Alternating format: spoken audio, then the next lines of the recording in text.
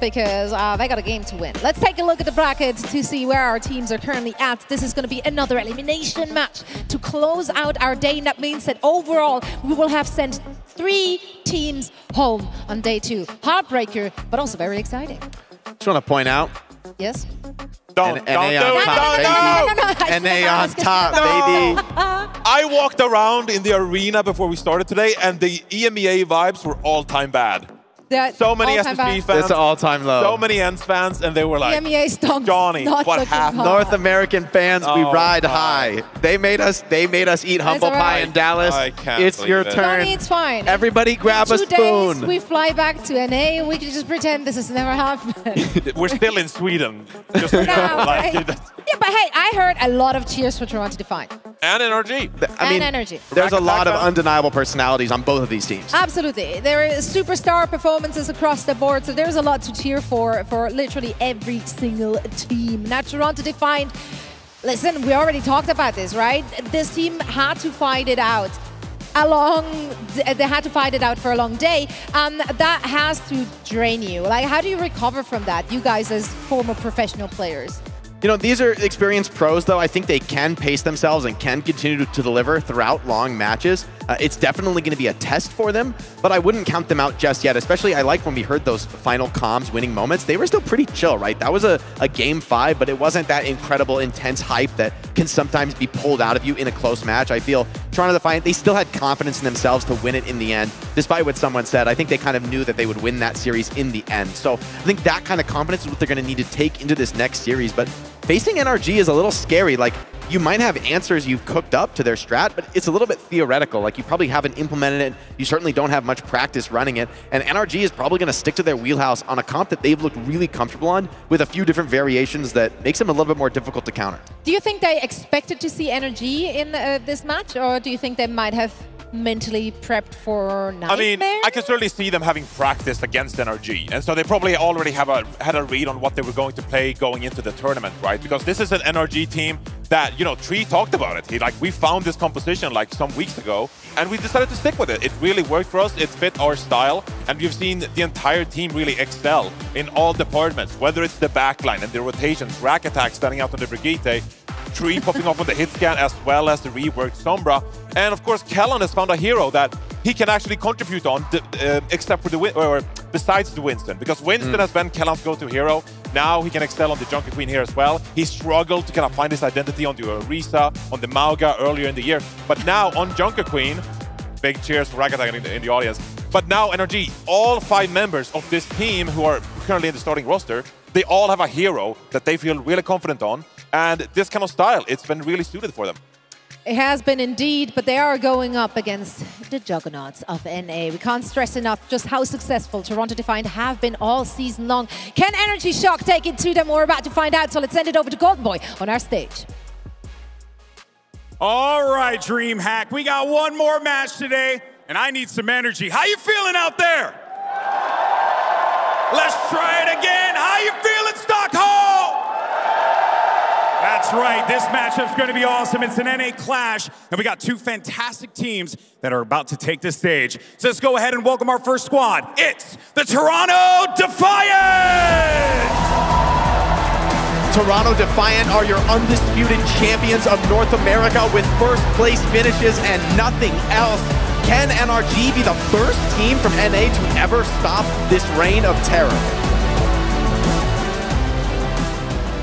And now it's time to bring out their opponents. Welcome to the stage, the NRG Shock! NRG, they've had a crosshair on Toronto Defiant all year. They successfully took them down in stage 3, but that was just an upper bracket match. And Toronto Defiant are the finals champion in NA. Now, NRG, they have to beat them on stage at the World Finals. All right, folks, it's now time to jump into this matchup, and I got one simple question for you. Are you guys ready? Oh, I gotta hear you a little bit better. I said, are you ready? It's now time for the Defiant versus the Shock.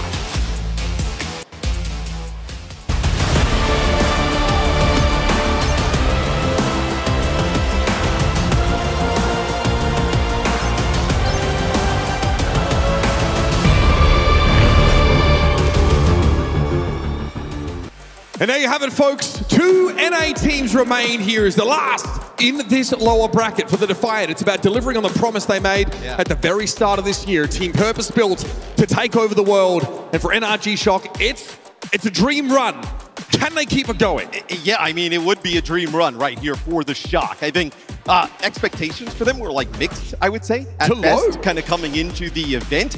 This is a long day for the Defiant as well, right? I mean, you know, they're early, playing all the way through the entire day with not an easy opponent on the other side. I mean, it's been a year of excellence for Toronto in their home region until they took the stage in Dallas and honestly were pretty disappointing. In fact, it was the NRG Shock as the team that went the furthest of any of those NA teams.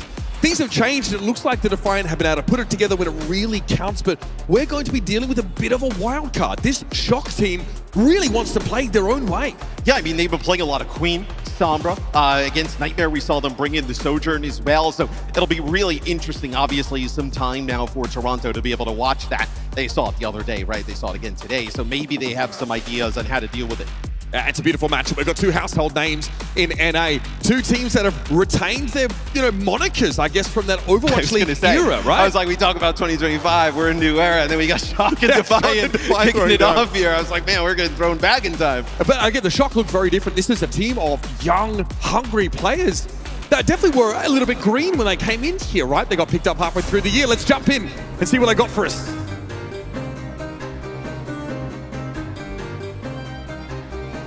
We'll be starting off, of course, on Ilios, folks. And the Defiant, it's been a very, very long day. My goodness, Twisted Minds took them to the very limit. They're awful used to that, though. A lot of teams have pushed them close. But so far, they have not stumbled. This is an elimination game, man. Though, because, being on the stage like this, right, and everybody going crazy, it's a little bit of like an adrenaline dump, right? That game 5 happens, you win, you go crazy. You have 10 minutes to go to the bathroom, you come right back, and now you're back in the action, right? Again, they are warm. They're absolutely in the zone. NRG Shock have had to sit. Those 5-game series, though, especially with the crowd, they're drained. So see how they kind of bounce back after it. It looks like, at least for now, they're going to be running that Maga. Here it is, your lower semis. It's time to get it started, folks. Off to ruins we go. Toronto in the blue here, NRG Shock with the Wrecking Ball in tow. And the Widowmaker Mirror. So this is a look we know that they can play, right? With Kellen on the ball. Tree versus Merit. That's going to be a treat here. Okay, Merit on the cast. Yeah, they obviously see the ball now, right? Coming out of the spawn, and they realize they need something to deter this ball from causing chaos in the backline. All right, Naga set a bit for someone. Pretty slow, of course, as the point is yet to unlock. Tree is a decent line there, but Merit's already dealt with Scissors, so the Tracer will struggle against the hindrance of that Magnate. We'll see if that's going to be the stick here for Scissors, or will be going elsewhere. Merit here with a biotic grenade here. Ultraviolet, of course, on that Ana. A hero he really made his name on. Sugarfree's able to follow up there, deal with that Ana. Toronto settling in here. Yeah, they're not really giving, like, you see where the players are playing on Toronto. They're not really giving Tree any great lines of sight. And then also Sugarfree just causing chaos. I mean, he has been so good this year, right? You kind of had a good idea, obviously, with the Florida Mayhem roster, that kind of core coming in, how he was going to slot into that. Probably better than a lot of people even expected, as he's been tremendous. As Tree now going to play Ashe. So not going to rely as much on, like, those long-range sight lines, right? Can play a little bit more in that mid-range. Not rely on Toronto kind of coming out into his sight. The Shock are playing around this Wrecking Ball comp, so there's a bit of setup required. That's why they haven't gone for an all-in engagement, but Kellen might be in trouble. There was no mega health pack for him to pick up there, and someone just runs into town. Yeah, the ball comp has not looked great thus far. That's a nice bio, though. Connects with someone, connects with Vega as well. They're able to deal with the tank. And because you're on the ball, you're going to get right back in action quick. Absolutely. Toronto here grouping up on the point. Scissors has built that pulse bomb here, and NRG's strategy really involves skirmishing and following up on these bio-nades from Ultraviolet. We're close as well to a Nano Beast now, but it's going to be a Deadeye from Merit as Sugarfree falls to the whip shot. Open up some space with the Sleep Dart interrupts it. Merit's going to be knocked sideward. It's a bit of an awkward landing for him, but now inside the rally, Vega's going to be able to keep him topped up. Wrecking Ball dive on in. RuPaul eventually falls here as Rack attacks the one that gets the Nano. Charges in, neutral knockdown briefly. Rack somehow staying alive behind that shield until someone carves him out. Toronto, though, have done so much in terms of building up that percentage. And even with losing someone first, right, they still made it a little bit of a fight, but I actually think earlier in that, right, they hit the bio onto someone, and then they hit a bio onto Sugarfree, and they finish it on while he has Blade, which You know, you don't take out Sugar Free there, you probably see that blade come on through. Sugar Free garnering the attention of Kellen there up to that high ground. Keeping the pressure on Tree. Here comes the bomb though, it's going to be thrown in as Toronto push up. They've not capped the point yet though, I want to make that clear. They've yet to get out of their spawn properly. With Bob out of the way, they've had to use that orbital ray in order to even get any fighting stance here. But here they go, cage fight, going to catch Kellen. There's not much he can do to get out of there either. Sugar Free's blade finds purchase on Tree. Lumberjack duty for your boy Lenny. And now the Defiant are in a good position to flip this back. UV still alive, and same with Rack. And Rack's got this rally, so they're going to have to give up the point for a little bit. Nice rally there, going to try and protect UV. Sugar Free's deflex is too slow. He actually gets hit with a bio instead of sending it back, and that ends up being his undoing. Toronto do get a bit more capture progress here, but they're going to lose the point in just a moment. It's going to be flipped back here for Shock, so they give it up for just a little bit. Take the point on back. Is Tree now over to the Widow yet again? So actually, this also might be in a response because Sugar Free's not on the Genji anymore, right? He's going to be playing the Tracer, so you have that little bit of a high ground there. It's actually... Whoa, okay. Yeah, Bio connects with 2 there as Tree goes back to Ash. Yeah, rattles the cage. Someone goes for a charge, but no connection. It's going to be Rack that falls though. And Ultraviolet doesn't have a good line of sight here. He can't see Kellen, for example, but Kellen's having to deal with a Cassidy. Still a problem for an immobile hit scan DPS to deal with at times. But with UV out of the picture here, the Shock are running out of pieces to play. Yeah, it's going to be Kellen on the point. He's going to trigger OT. You still have Scissors here as well. You keep this contested for a while. He's low though, has to recall straight away, and someone's able to find Tree. Where is Scissors at right now? Can only really just keep a toe in the water, so to speak. Kellen does the same. This is a good comp at stalling the point out, but eventually the Shock need to find some eliminations. Deadeye for Merritt cancelled. It's a free reload for him in the end as Vega pops that rally, and Merritt now has a commanding view of the situation. But again, accosted by Kellen. He'll get him this time though. Merritt handles the wrecking ball comfortably, and the orbital ray, Merritt basking in it in the middle of the point. Yes, they actually use a nano boost onto Scissors there for the Shock, and they send Kellen into the back line to try and make a play for Merritt. But then you see the rally come through from Vega. Even with the bio grenade towards the end, the orbital ray comes on through. They move onto the point, protect that Cassidy, and ride Merritt to a round 1 win. It's such an odd comp, right? Because you know the Wrecking Ball wants to disrupt. You want to get heads turned away from your Tracer. You're a nuisance, but you do need to get people in position. And the NRG Shock just give a lot of the capture progress up while they're trying to get the Wrecking Ball set up, while they're trying to get in decent positions. I thought the ball looked pretty good. I think the issue is like you have Sugar Free who's so good on the Genji on the other side. You really got nothing out of the hit scan for a really long time, which is even some of that damage. All right, we got Winston comps here, Matt, but it's going to be a Kiriko for Ultraviolet. Probably take that option with the Katsuna Rush, but also to be able to cleanse off the Ana. That Bionade a problem for any composition. Rico also offers a little bit more mobility. He's killing up to the high ground here. Both teams want to vie for this position. Vega copped a fair bit of poke damage there at the start of that engagement, but Kellen obviously doesn't want to overcommit here. And Lucio, Kiriko, very different backlines for these teams. Defensive, slanting for the Defiant. Yeah, this is a backline that we really haven't seen, without Juno in the mix, right? She's been so prevalent. I know even Brig, right? Brig always seems to be in the mix. That they Lucy with the Kiri, that's a few stages ago. Yep, well, a bit of a throwback to Shaw. Focusing beam, gets rid of Rack Attack, but great response. Tree, ever vigilant, looking out for Sugar Free to dive. In a 4 versus 4, now you see Kellen making his push here. Under a lot of pressure though. It's going to be Scissors that ends up falling. Someone really gets everything you wanted there. Shock have control though, so the Defiant do need to recuperate here, and Kellen will be able to stall alongside Tree. Yeah, this is the point that's really annoying to flip back, right? So Shock, especially with their comp, everybody pretty mobile to get back in the fight, should be able to extend this for a while, but Sugar Free finds Rack Attack again. Sugar Free finds Tree as well. And that's the cleanup that the Defiant were looking for. 17% here for the NRG Shock. But now we're in a position where we have Nano Boost into Primal for Toronto. It's gonna be nasty, this combination here for the Defiant.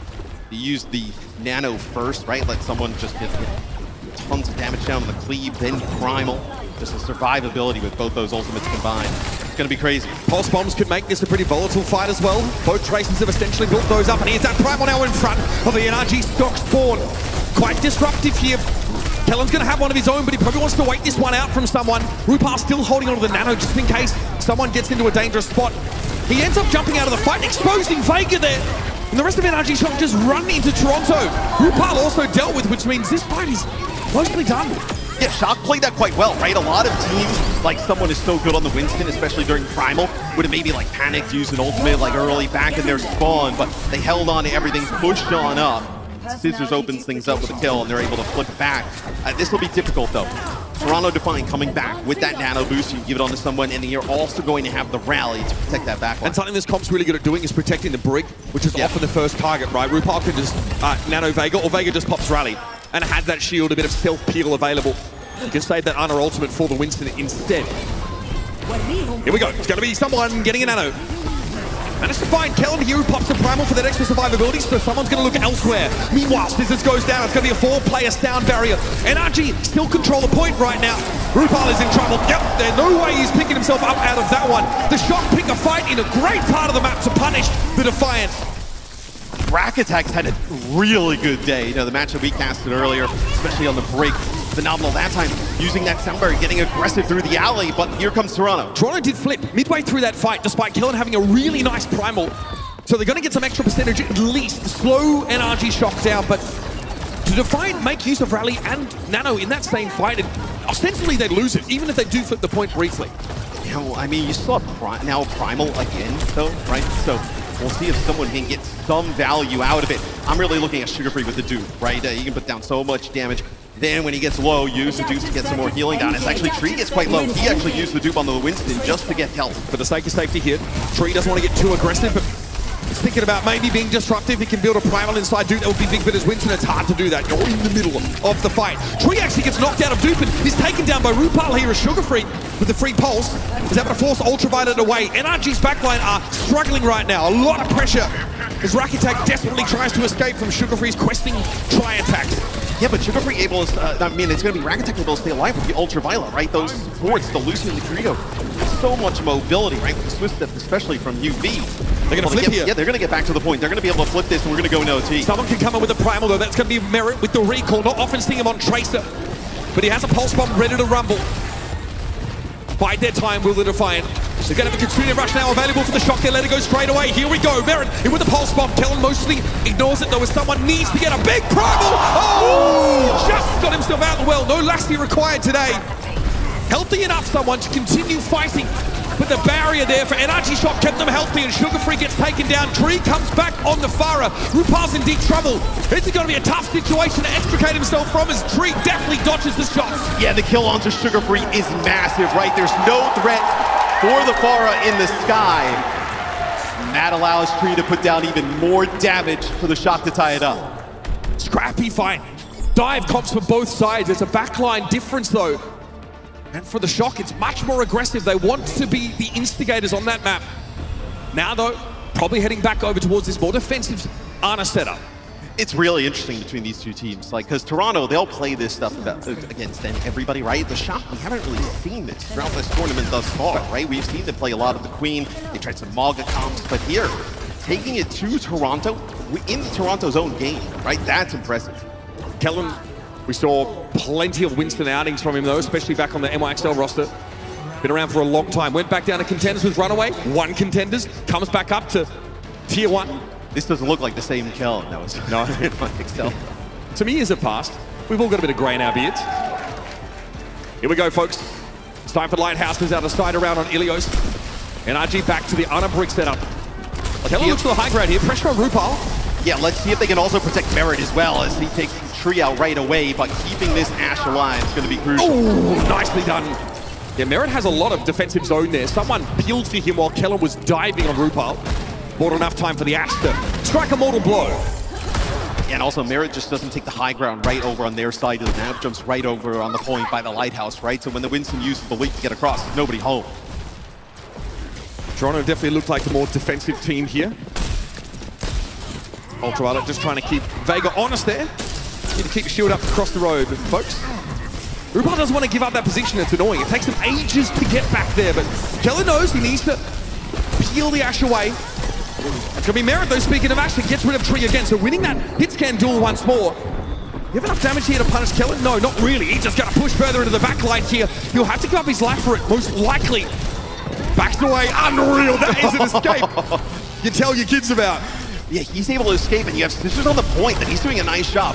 It's It's about halfway. It forces actually Merit to jump down, keep it contested. And Merit's dominated the map here. Tree hasn't been able to do much in this round at all. Switch off the Ashe, I think, off the Echo to the Ashe. Still being handled. 49, 50% now counting for the Toronto Defiant. They are more than happy to play this very spread, dispersed, skirmishy style. Yeah, I mean, you're not floating through the air across this map against Merit. I mean, it's not going to happen as they finally deal with the Ashe of the Defiant. Okay, someone should be able to even the Legend here, though. Yep, with a Primal, brother, and Nano Boost coming on in. Sugarfree found a beautiful stick on Ultraviolet, so the Defiant can keep this one rolling. They never actually lost control of the point, and killing a Primal here. What is he hoping for? Maybe a pick on Rupal, but after the fact, egg on his face, I think. Yeah, he's going to make it back to the team, but you get no value out of that Primal. And those types of fights, it has to be so deflating to play against the Defiant, right? Because you get Merit right away, and you think you have an opening, someone gets a Nano and jumps right into your backline, kills everyone. Ultraviolet goes down at the start of the fight there to Merit. That is devastating for NRG. You can't threaten the Winston at all with a bio. Pulse for Prestigious catches on the Merit. Someone can't disrupt the Tracer nearly enough here, but we are 98 and counting. And the NRG Shock have nobody on the point. Toronto outlast NRG in the scrappy dive style on Ilios. It's a great way to start the series. A long day, but they're far from done. Yeah, long day here for the Defiant, but they take care of business in map number 1. And they're playing a lot of the comps that they're very good at. I'm actually quite impressed. That Shock was keeping it that close, right? Especially trying to match that type of playstyle. I think it really kind of opens up the map pool for the Shock, right? You feel like now, hey, maybe we can play these types of comps against them. Maybe we see a little bit of an opening. Or now it gives them the flexibility of like, okay, let's go test them playing the Queen. I'm telling you, don't get too comfortable, because I do think whichever team advances from this game, they are going to run into the brick wall of Malga comps from our teams from the APAC region, right? They may be forced to find a way to mirror them. Now, Toronto would have been able to do that, but in a match like this, they know, hey, if we can match these guys, right? They want to play Queen, we can probably do that. The Winston dive meta, I mean, that's where Toronto can definitely find a lot of equity, I think, in this kind of head-to-head, putting Merit on the Ashe, for example. Someone won a world championship on Winston, right? Well, it also seems like Toronto really likes to play Ilios to get those types of setups, right? I mean, it's perfect. You have something like Ruins, right? You put Merit on like a long-range hit scan and Ashe, a Widowmaker. You want to play Cassidy, right? Openings for him to do that. It allows someone with his like large hero pool in terms of tank to be able to play just about everything. So Ilios a pretty good map here for the Defiant. Quick back look over the map here. Sugarfree gets to run wild there on that Genji. We see like that Tracer comp that comes out from NRG Shock with the Wrecking Ball, right, where you can see how it's supposed to work, but you know, they weren't quite able to make it happen. Someone's still a problem on that Malga. Cage fight, being able to catch one of those very slippery zeros is always good for at least a kill. If you can hold the Wrecking Ball down inside that ability, you're going to be in great shape. They also are the only team on that round playing Juno. And when Merit is able to play on the point inside that orbit array, he's laughing away to the bank. Things got interesting, though, when we got to Well. Yeah, I mean, Well was extremely back and forth, as it usually is. The supports for Shock, right? You go with a Kiri Lucio backline, a lot of mobility. It's really difficult for Sugarfree to like track players down, find them. Aggressive. Yeah, some really good sound barrier from Rack Attack, and then like Alley, which is like a really difficult spot to get to connect with just about everybody. Big primal from Kellen as well. Environmental kill on the last round, though, Lighthouse, I mean, I think it was like a, look, you come out with like an Echo, and then Merit's on the Ashe and gets right across and just takes your Echo out right away. And then you're never able to really close the gap between the hit scan and you know, the rest of your team. So I think really the Merit kind of own that final round. I do think that second round, though, as you're seeing here, was really all about Tree. The Echo, the Pharah switch later on was pretty big. Really distinctly different styles here, though. Notice that Merit sets up on top of the point on that Ashe, right? And he's often being peeled back to by someone, whereas Kellen is going forward and trying to pressure Rupal, who just drops off the high ground, maybe bios himself, gets back to safety, and he's tying up the Winston for a decent amount of time, while that time really is just allowing Merit to go ham, win out the Ashe duel, get some shots across the map, and be a nuisance. I mean, this is about as even as you get, right? Yep. In terms of like a stat line here. I mean, the healing, obviously, Toronto comes out on top. You know, the damage extremely close. Same with, you know, deaths are really back and forth. You know, map number 1 is we able to serve Boss as the map pick here for map number 2. So a lot of teams actually just kind of going for some flashpoints here. We haven't really seen a ton of push, right? It was really, you know, The last series with Twist My Throne, we saw the push. But it's been like Surabasa as well. It's been a map choice for teams that kind of want to force some different stuff. Yeah, whether it's the Queen, right? A lot of the time, Queen into Malga, or sometimes, you know, I don't know the likelihood of seeing Toronto opt into a Queen mirror per se, but we know just how powerful she is. I think Jake talked about it at length today, earlier on, about Rampage being very effective at shutting down that cardiac overdrive and not only denying Malga the healing, but the rest of the team behind that ability. Yeah, they play the Sombra as well, right? It's really impressive to play against Sombra, especially like in a meta where we don't see a lot of people playing it, like just having it thrown into the mix. It's great a hero that Juno. causes a nuisance. Yeah, she really gets into that back line, as she always has, but the pressure she can put on Juno, who can't really dodge the virus. It's pretty easy to connect that extra damage on her own. Juno doesn't heal herself outside of orbital ray, so it's a big problem for the Brig to have to turn around and throw repair packs onto the Juno when they really want to be heading him over to the Genji. Yeah, I mean, you don't want to have to force to use the repair packs on a Juno, right? Because the rest of your team then is kind of struggling. This would have scared Jaws, but we're adults. You know, those are pigeons, so they're all right. Yeah, that's not our shtick, really. It's more, yeah. Well, I won't give Matt any ammunition. That's not our shtick. Either way. I don't need ammunition. You certainly don't. NRG here, so as expected, Junker Queen out of the gates. Do Toronto go for this? All right, so we actually saw a lot more Zarya. If you watched the Aurora Cup recently, a tournament over in China, we did see a lot of Zarya play. The expectation was that not much of it would penetrate into OWCS. We saw Ents play it at this event. Ents already gone though, right? So I don't think it was really great for them. It'll be interesting though. So it blocks a lot of the stuff with the Queen, right? Like you want to go with the axe swings with the Queen, the knives, the Zarya bubbles are obviously really effective against that. It's also good to set up your Genji. Sugar Free can be more aggressive with his poke, generating those ultimates. When he gets a bubble and can go in, lets him just like push the limit, I think, a little bit more. So someone's often going to be looking to try and empower Sugar Free to be an absolute menace here on. There's Genji, and my goodness, great focus onto the Queen. Yeah, and also if the Queen is going into the back line, right, the Zarya can provide some bubbles there to protect against that Junker Queen is someone getting extremely charged up. Where I think this obviously suits someone a little bit better, right? Where when you think about someone's hero pool, it's extremely large, but I think probably like you would see him go with a Maga instead of playing the Queen. I think if there was like one hero like someone maybe not at the top level, it would be like Queen. Sure. Yeah, we definitely just don't see it all that frequently. Zarya, a pretty good option, of course. The bubbles have a cleanse aspect, which is kind of often overlooked.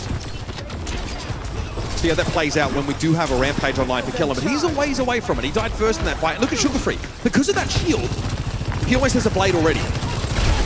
Yeah, I mean, he can play so aggressively. Right there, just goes right in. In for a penny, in for a pound, I say, but caught out by the sticky bombs of Scissors, and Rack Attack's able to drag him off his high horse. Vega as well, suffering there. Build up a nice little rail gun. And NRG Shocker, happy to see that dive come in. And that's huge there for the Shock, right? They're able to battle through that blade that comes in and just all the pressure from the Defiant. And typically when we've seen the blade, it's like the rally and response, right? They didn't use anything. I mean, they win that fight. They hold on to these key ultimates coming up next, which is going to allow them, in terms of percentage, to kind of get close to tying it up. Orbital Ray going to be pretty important, especially if there's a Graviton Surge in the mix here.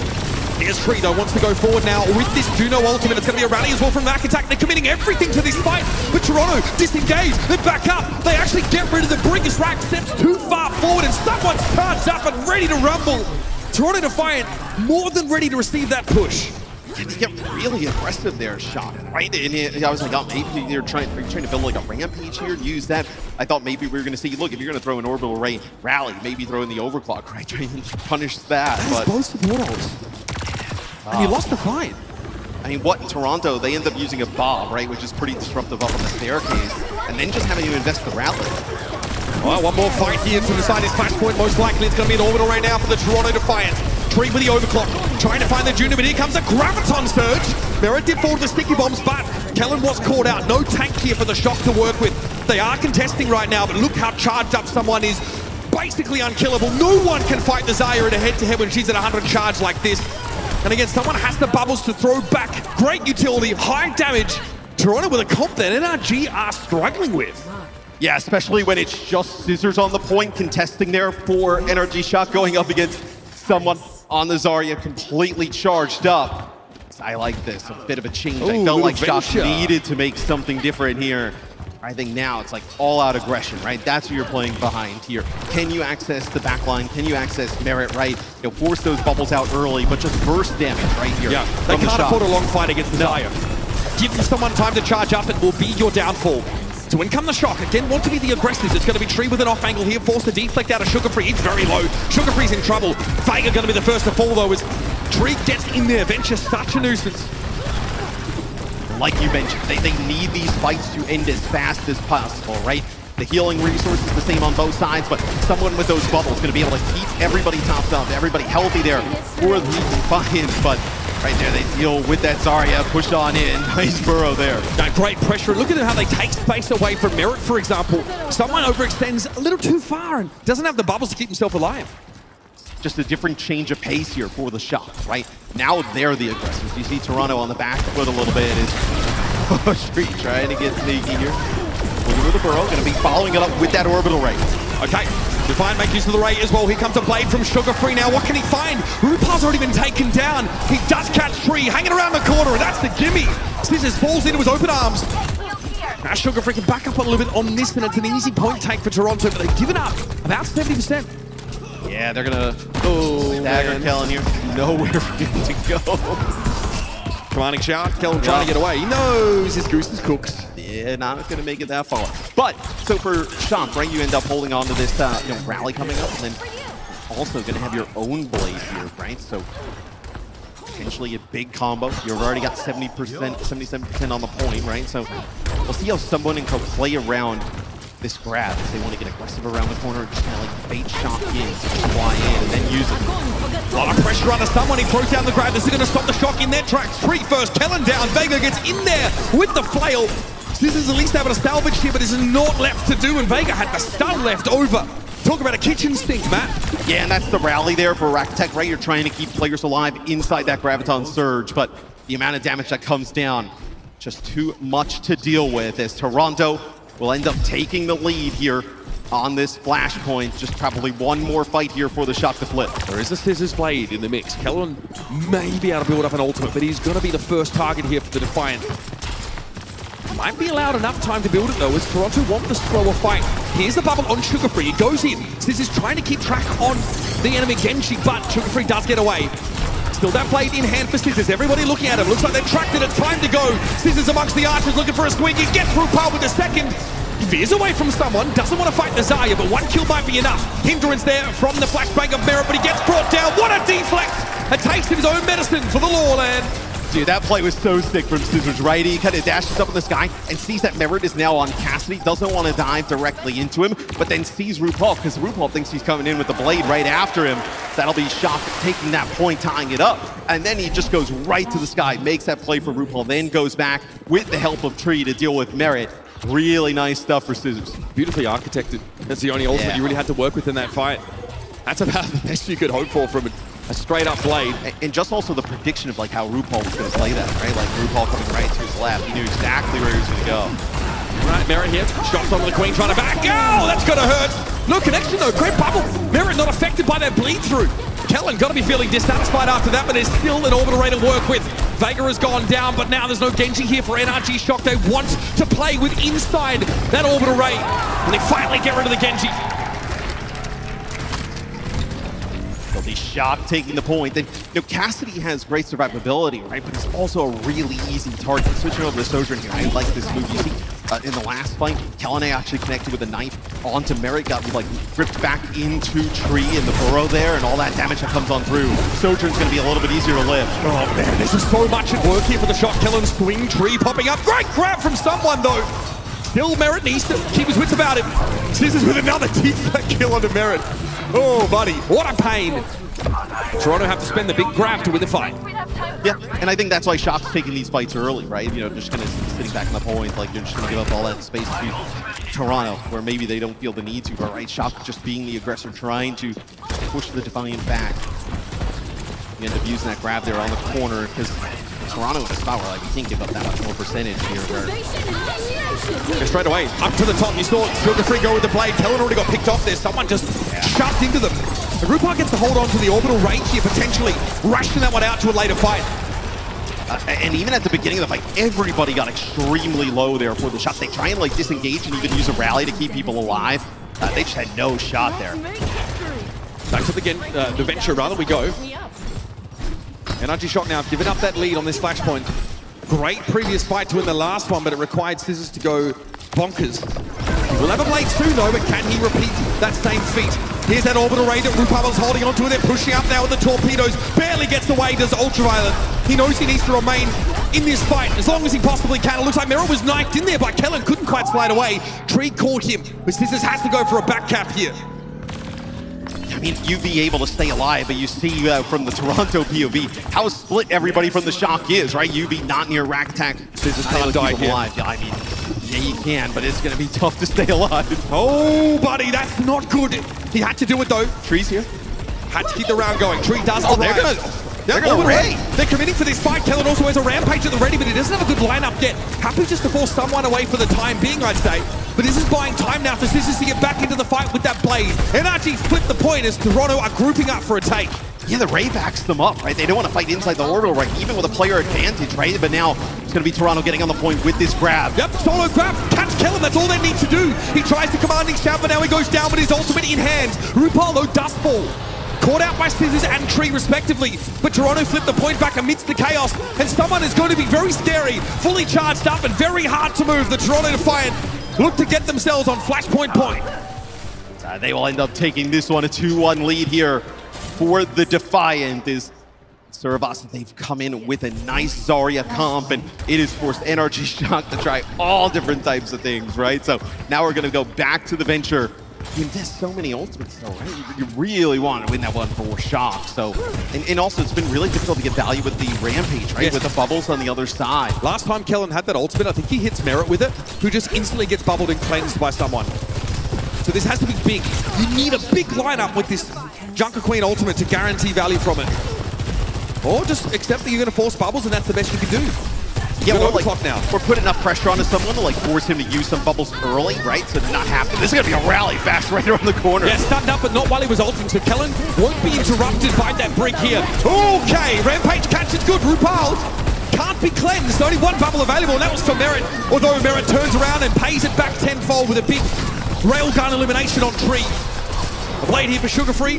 Just a bit of a garnish as Scissors brings him down. Someone's a little bit low, but very, very charged up and can finish the job on the Genji, but he's waiting now for the health pack to regenerate. Kellen's still a problem on the point. He has to be addressed. Merit does catch the knife through him. And here comes someone returning, but he only got a mini health pack, excuse me. Yeah, they get rid of Kellen. They maintain control. Yeah, RuPaul back in the fight, though, right? You're going to be able to heal everybody up, but really awkward situation for Kellen to be in, right? You know, someone on one side, Merit on the other. Both pretty weak, but nowhere to really go. Is we're going to see a Ramatra pick here. So lots of different flexing here for the Shock is try and bully out this Zarya with the ramp. They just force some bubbles, right? Yeah. Any way you can get them out. Good poke damage. It's obviously something Zarya comps don't like to deal with in general. And also you just want to ignore the Zarya and get past her into the back line. You also notice every time that you Rack Attacks had the rally, someone just charged up, pushed right into it. They've got no value with it. Oh, that's not good at all. Ultraviolet down early there. Tree was able to get into the backline, but the Graviton Surge really seals the deal here for the Toronto Defiant. And Scissors doesn't have a chance to find use for the blade. The Defiant takes the Ruvasta. I think Shock just completely caught off guard, right? With that Zarya composition from Toronto Defiant. Toronto obviously had a great read on what Shock would have liked to play there, but just kind of throwing in that Zarya comp, it definitely took away everything that NRG Shock probably would have wanted to do. And now they're kind of searching for answers, right? You're playing Venture Genji, you're trying Ramatra towards the end. Nothing really kind of gave Shock an upper hand. Yeah, that was a close affair here, but it was another opportunity for NRG to get a foothold in this series, to get themselves a map back, and now Coach Wheats has to think about where they take the battle for a third map. Wonder when they did those viewer predictions. It was like, yeah, you know, after I watched them go with 2-0, I think Toronto's got this. But I mean, in fairness, coming out of Ilios, I wasn't fully convinced. No, I actually thought like Shock looked really good on Ilios, all things considering, right? It's just that map. I think they probably thought like, okay, we're going to be able to play some Queen, we're going to be able to play some Maga, all right? But I think that's Zarya on the other side. I think that really, I mean, you see what it did to the Queen really early on. Not a lot of value out of the rampages. They're able to just bubble Sugar Free constantly on the Genji, and he's able to just eviscerate the back line that they had no answer for, which I definitely think now probably impacts Shock's map pick, right? Because you're like, oh man, like, well, we don't want to go somewhere that could happen again. Do you think the Toronto have now like a bona fide counter to the QueenCon? Do you think like any map where she's relevant, you could just play the Zarya into this and kind of punish them? I mean, I'd want to see him more than like once, right? And I also think like you know, you see a team like a Crazy Raccoon or Falcons play it, it's going to be like another tier up, right? And can they deal with it? As we take a look at some of the highlights and just pay attention at the top of the screen. How many times you're going to see different characters there for NRG Shock. Felt like they were playing Mr. here at the time. Absolutely. I mean, they're obviously opening with the Echo here, so he's just finding it sort of hard to sort of generate too much momentum there. Obviously, Sugar Free gets to play Genji for most of the map, but like we talked about, right, more Zarya bubbles means quicker charge, as Genji can stick around a little bit longer in the front line, poking it at sort of medium range with the shurikens, and even look to try and commit onto targets that get low in the back line. Unlike the Venture switch, excuse me, you kind of pointed it out that the Shock all of a sudden really started to become the aggressors here. They wanted to run up, they wanted to get the Venture in and behind, but even that wasn't enough. Yes, it was able to threaten Rupal and Vega on occasion, but Merit switches off. The Cassidy picks up the Sojourn for, again, just some escape mechanic, and alongside the Zarya here is really hard to beat. But we had discussed, the longer those fights go, the worse it's going to be for NRG Shock. And Toronto's great at just disengaging, kiting, staying alive, right? And then now all these players from NRG Shock are pushed up. The Zarya is all charged up, now leading the charges they're trying to get away from the Shock, and everybody just kind of falls, right? If you're going to play that Venture Genji Junker Queen, targets need to get burst down fast. You need to prioritize the target, just deal with them quick. The longer they live, especially with that Zarya getting charged up, I mean, you got no shot. Have a look at this. This is Sugar Free having an absolute wild map here. 4.7 KD, of course, mostly on that Genji. And this is much like the rest of NRG Shock are looking for answers. We don't often get to see this in real time, right? Teams trying to iterate on a solution to a comp that they're maybe not expecting to see. I know they're aware of what we saw over in China recently, and like there were a few teams that were opting in the Zarya direction, but most people I talked to kind of played it off as more of a regional preference than something that actually had, excuse the pun, but merit here in a metagame like this. Yeah, exactly. I think it's like, it was oh, that's kind of fun, but I don't know if that's going to make it here. But against like a Queen, especially like if they would have ran the Sombra, right? Like the Zarya is pretty good against that as well, right? The Zarya, like let's say you get a hack onto the back line, right? The Zarya going to bubble all that damage, right? The cleanse, the virus, everything kind of gone. So definitely would have been an answer for that as well. Here is, of course, your head-to-head matchup in DPS. This is a young, promising prospect coming in. And this year, of course, much of this NRG Shock, right? A lot of expectation for this team that they'd be able to deliver, and they've come so far. But Toronto promised when they came out of the gates and said, we're here to win it all. And frankly, at times, we doubted them. We questioned them. They had a really weak run in Dallas. They also showed a lot of fallibility in the Stage 4 main event, but really looks like they've cleaned up a lot of that stuff, especially up against their NA rivals. This would be the second team that they look to get past. I mean, it's the expectation for this team. You know, I think when this team was built, when the organization continued to support competitive Overwatch, it was to win everything. It wasn't to, hey, we're going to be the best in NA. Like, that's a cool goal. We're not here to be the fun team. Right, we're not here to be the fun team. We have a roster that is, world championship talent, that we expect to deliver a world championship, right? Beating the NA teams in the lower bracket, that was just kind of, it was just kind of a given, right? You're not really worried about that. It's really about, taking down those Titans from Asia. A lot of talk about expectations, about progress throughout the year, but for NRG Shock, there's only one question left. Is this the end of the line for the beloved Shock? Just like an answer on that one. There's 3 people that way that said no. Unreal respect. They've recruited some more people. Okay, I like that. That was quick. That's the network effect in real time. Yeah. We will see the Defiant here on offense, potentially going with the Zarya again. Because that Shock, they like to play this Queen, right? We've seen them play very, sparing amounts of Maga. And when they played the Maga, it's usually been a mirror, but it hasn't looked awesome. So they definitely feel more comfortable here playing the Queen. One last chance for the Shock to stay alive here in our OWCS World Final. They've recruited more people now. It spreads. It's like a contagion. All right, Sugar Free gets a bubble and goes upstairs. You can see him really taking liberties here. Scissors looks to come over the top. So far, pretty placid start to this map, but the card has gotten to the point where these teams now need to fight for it to progress any further. Mag Grenade, they're not finding anything on Sugar Free. Again, he was constantly bubbled. It's a nightmare for a Cassidy to deal with this. And farming a lot of charge up for his Zarya. Someone grinning as he gets powered up. Right, the Genji gets right in your face. He's got a bubble. May end up getting another bubble, and what do? You can't even really fire. And someone able to bring Kellen down. He's probably reached critical mass in charge and is able just to bully into the front line. And again, you wait for those bubbles to come back off cooldown. You've got a player advantage. Sugar Free goes in, got bubbled again after the Mag Grenade came through. And the world is his oyster. And what do you want to play into this if you're the Shock?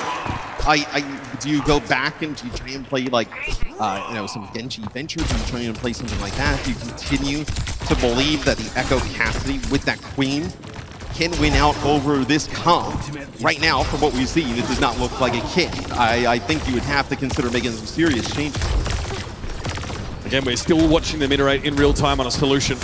They have to come up with one quickly. The Defiant hero threatening a first checkpoint as Kellen emerges from that side room and stakes his claim to the card. Scissors gets a little bit low from that poke down, but Ultraviolet's able to spot him.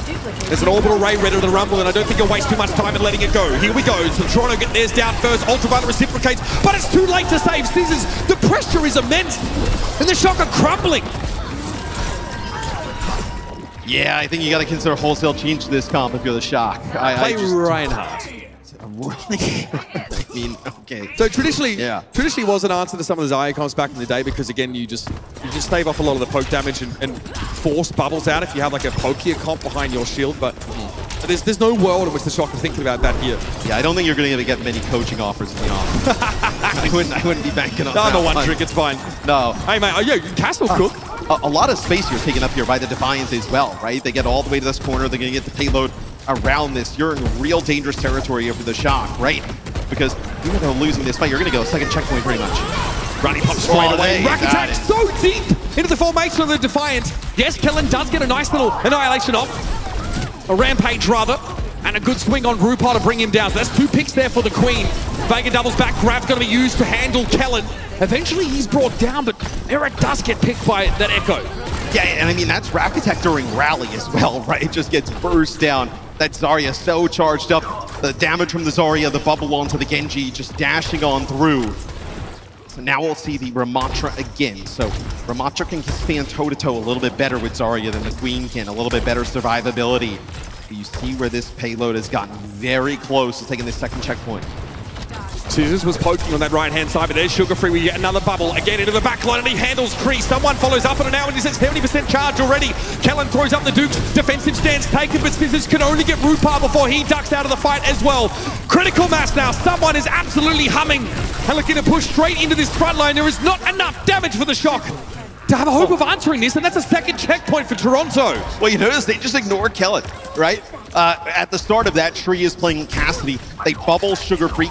He dashes right in. They get a speed ring, and someone, right when that bubble wears off, he is right in Tree's face. 100 energy. You're dead. I mean, nothing you can do there. No way you're going to be able to keep that Cassidy alive. And look at how you keep just rolling these ultimates, right? Now you have a Blade, then you'll have a Grab, then you'll have Orbital Ray and Rally. I mean, you just cycle these so well now for the Defiant. Kelvin is hoping to ignore someone as well, but eventually, as Zarya gets charged up, she becomes a threat that cannot be overlooked. And there's a bubble for Sugar Free if he wants to go in for the play, but it's a free pick for Merit at the start of the fight. Scissors is already down, and the Defiant are taking their time with it. They're getting free progress. In comes Kel to try and stop the bleed, and he'll have Ultraviolet even committing an orbital ray to the fight. Sugar Free, though, has found Tree, cuts him down. Now looks for other backliners, but Rack Attack has the flail to swing. Kellen with the annihilation in the middle of it is able to, well, make it hard for Vega to stand up in a fight like this. Ramatra Ultimate still pretty darn good. I mean, Ram ult is crazy, right? Once you kind of get hit with a lot of targets around, it's like RuPaul going to try and make his way off the side. So you end up getting the Blade out there in Rally. It comes at the cost of both support ults plus your annihilation.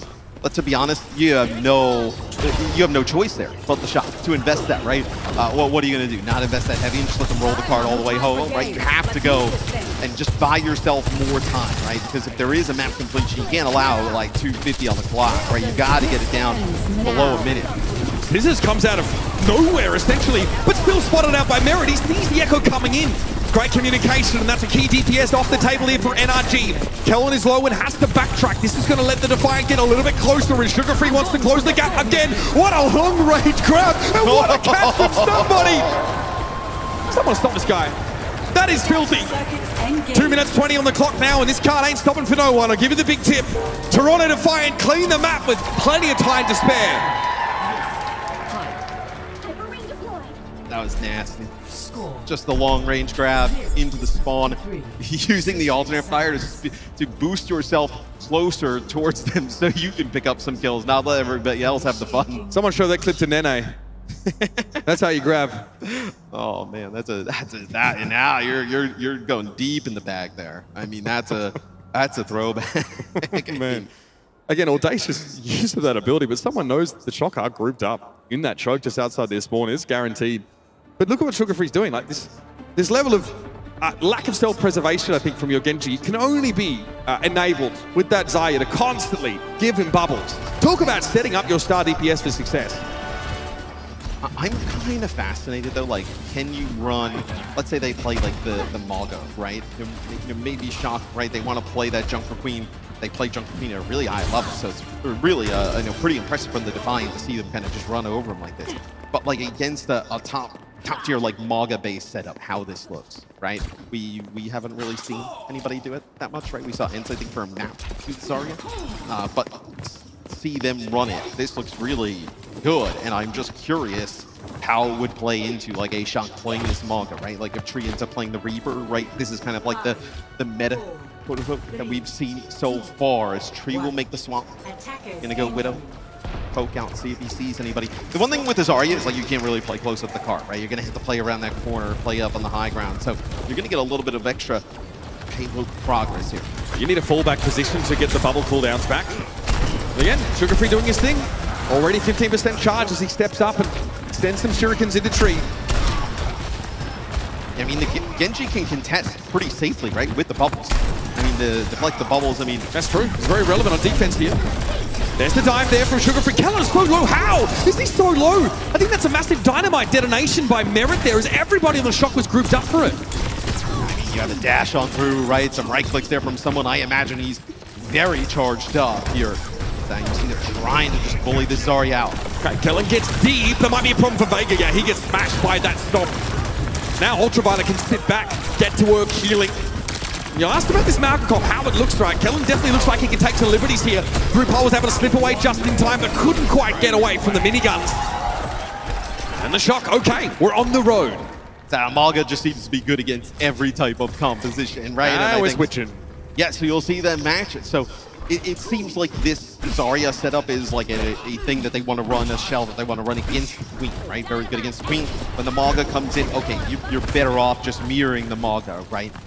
You could play a Queen of your own. We've seen a lot of teams play the Queen into the Maga, but I think Defiant definitely feel more comfortable playing a Maga. Merit sitting back here, charge comes in from Kellen, but he makes himself scarce. Bob eventually gets removed here. It looks like the Shock barely have a break in their stride. They really want to get up and play inside this orbit array, and the Defiant respected. RuPaul's built one of his own up now for a crackback. Well, I mean, for Toronto, right, you have such a time bank advantage. There's no reason to kind of throw in your Ray and fight there. Go back up now, come back in and fight with it behind your Ray and Blade. 2 with a Blade for Sugar Free. That'll be the fight. Now, little 2-for-1 meal deal there. Got both supports with a single Blade. And that's great push-pull from Toronto, right? Now we're moving to more of a macro focus where they just disengage away from that orbit array and come back with one of their own. Yeah, I mean, they're not forced to fight inside of that, right? They're not, they have a great time bank, right? 2:16 is a really long time here on Champagne. And look, you back up, you Shock gets no value really out of their orbital array, a little bit of payload progress, but that's about it. You come back, re-engage with your own. You're in a fantastic spot. Here's that rally now being popped by Vega. Rakatak has one of his own. Tree's hoping to get into the backline, and they have isolated the Brig.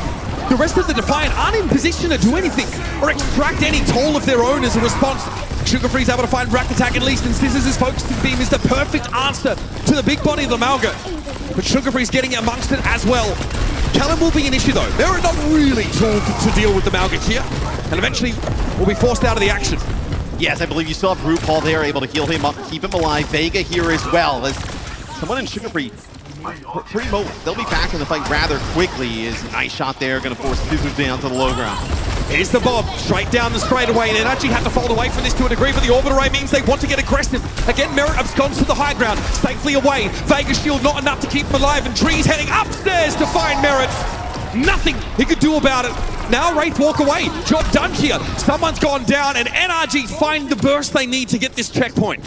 Yeah, I wonder if you'll see the Defiant decide to change up some of their DPS. It seems like the Reaper just gets so much value, right? The Reaper just puts down so much damage. You see right there, Tree constantly in these fights, putting pressure onto Vega. You break that break shield right away with the Reaper shotguns, then deal with that support who's typically very tanky rather easily. NRG Shock were getting a little bit lean on time bank, though, before that checkpoint. So they need to be pretty expeditious through this part of the map. Well, this is where Toronto, you just keep taking fights, right? You keep taking fights, you push up to the car, right? You delay, you just burn block. Trying to ignore the Malga, but avoid the stop. That's the key here for the Defiant as they look for a backline again.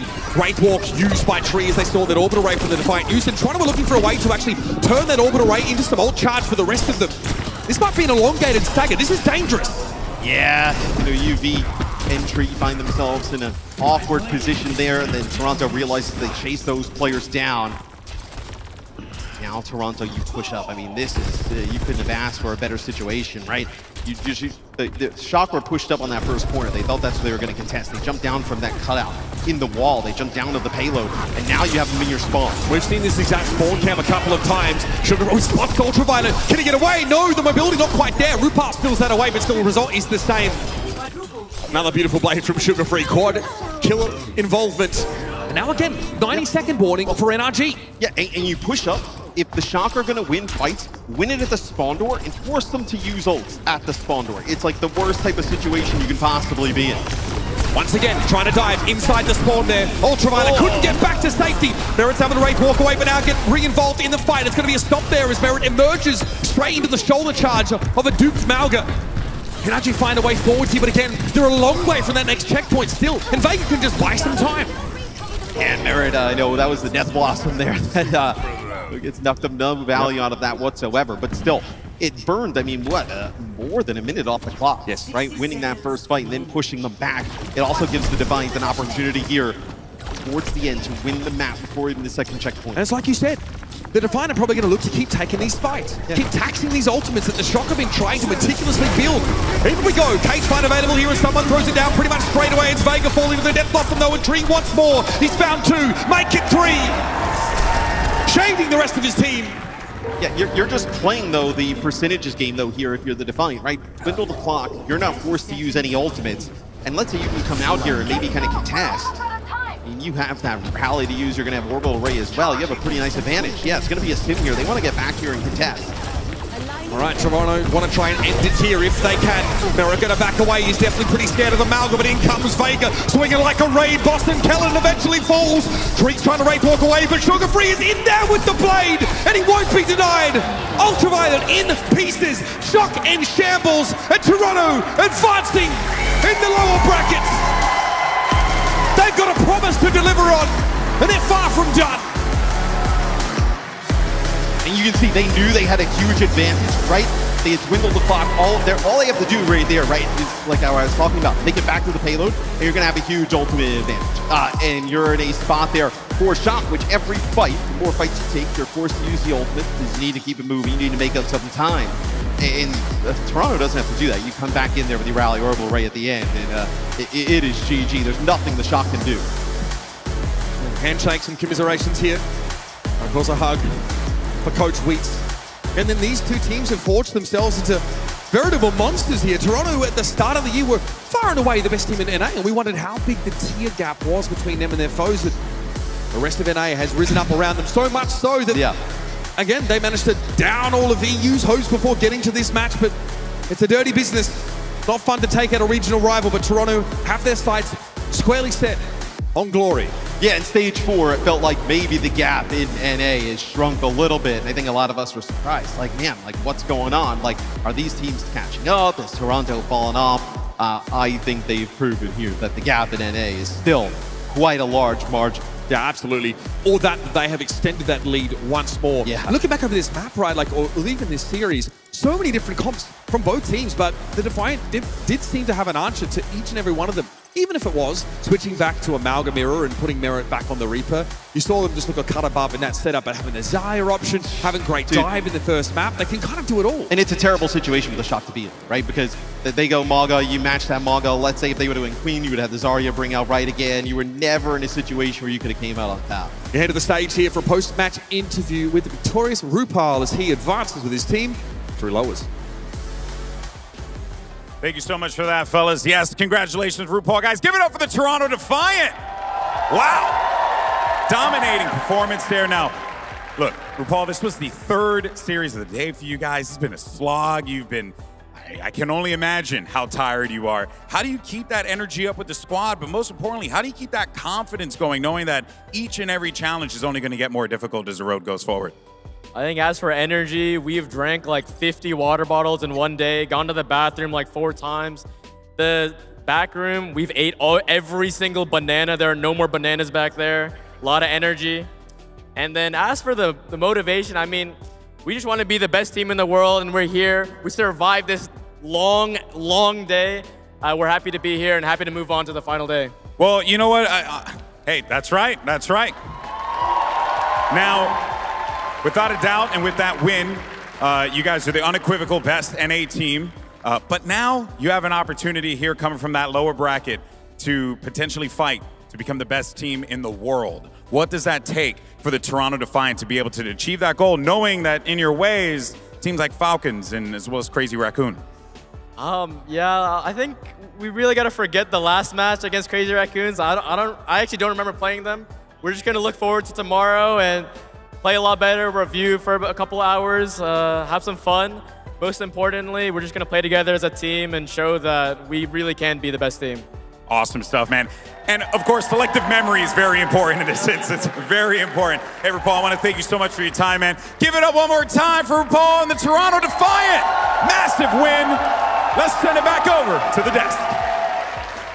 Thank you so much, Alex. Congratulations to the Toronto Defiant. They're keeping their dreams alive. Let's see how far they can take it. We're back here on the desk one last time. Danny Lim is joining us, as well as Johnny Soggy Snowden.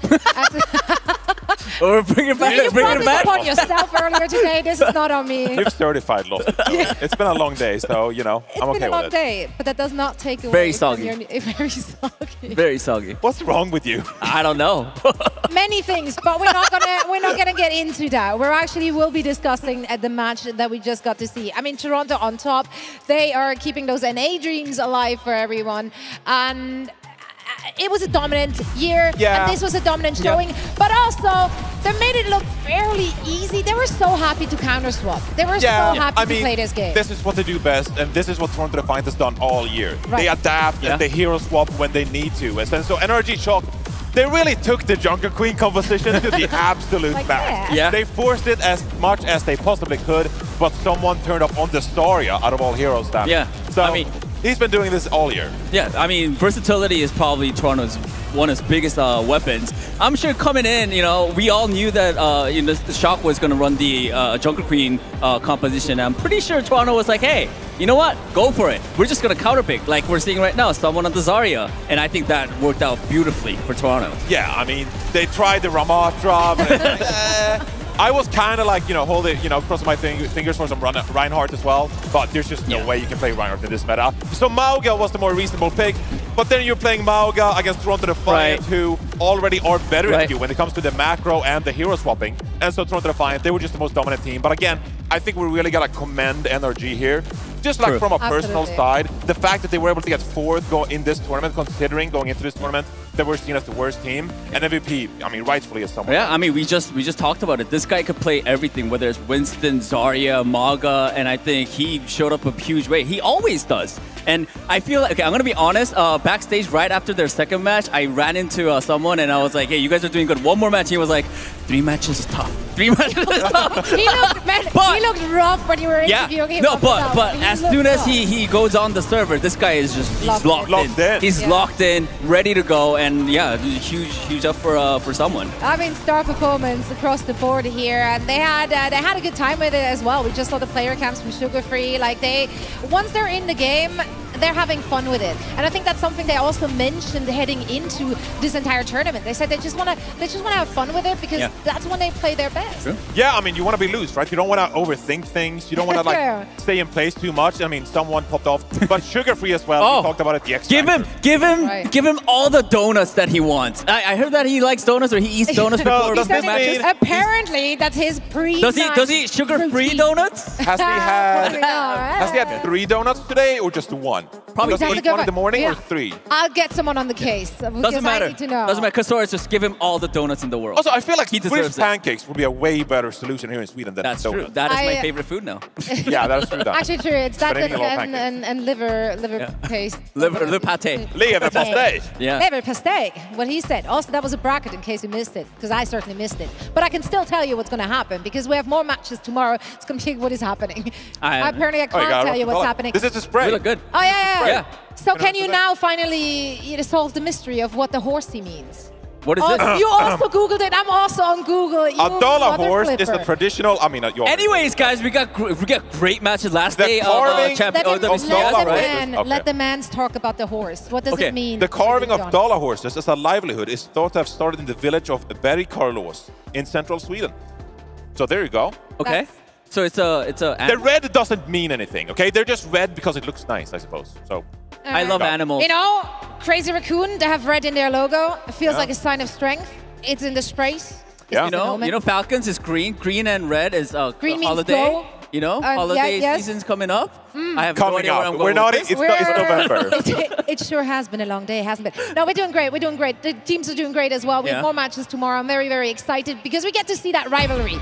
Crazy Raccoon and Falcons. That's what's been going on all year long, and it's a grudge match now as well. Yeah, I mean, look, going into the tournament, we said that Team Falcons, Crazy Raccoon, and Toronto Defiant, they were the 3 best teams. Yep. And here we are going to the final day tomorrow, and we're going to see the 3 best teams with the 2 Korean teams clashing in the upper bracket. Surprise!